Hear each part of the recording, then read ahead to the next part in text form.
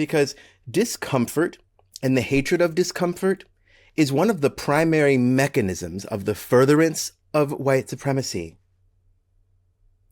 Because once you're afraid to make things uncomfortable and things are bad, then you'll just let them continue to be bad, right? So, and when people are like, well, you know what, I didn't want to make things uncomfortable, what are they actually saying? I didn't want to make my racist, capitalist, whatever the fuck relative that I don't like, don't care about, and don't see the rest of the year. I didn't want to make them uncomfortable, right? I didn't want to talk about the fact that gun violence actually isn't tied to just the legislation, but the fact that we have a deeply violent, fucked up country that began with exterminating millions of people, importing millions of other people, and beating hell out of them for hundreds of years to this day, by the way, right? I don't want to talk about that. That's uncomfortable. Whenever you care more about your discomfort, because it's not their discomfort that you're worried about, it's yours. It's yours. And if you care more about your discomfort than the truth, than your values, you might as well start sig heiling, because it's blood and soil. You care more about your family than you do about the world.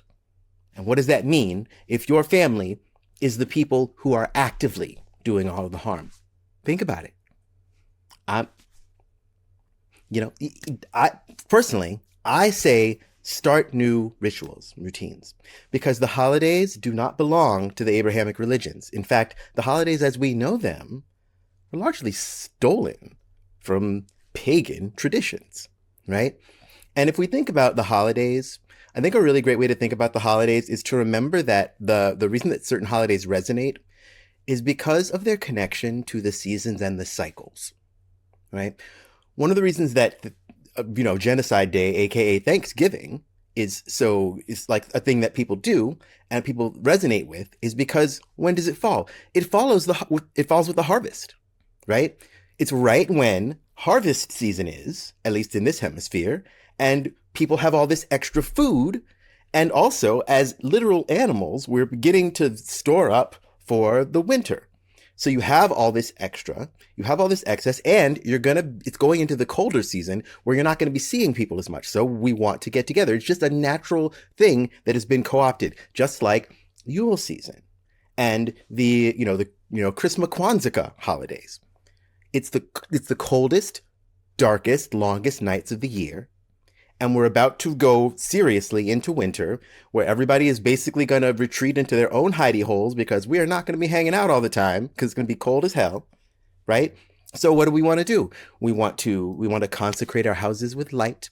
We want to get together with loved ones. We want to exchange gifts, things that people might need over the long, cold winter to come. It's just stuff that is about the seasons and the cycles. And everything's connected. That's one of the things that we'll keep coming back to in this show, is that everything is connected. Magic, music, art, history, science, it's all the same stuff, right? And we're exploring it all here. And I'm so happy to get to explore it with you. This show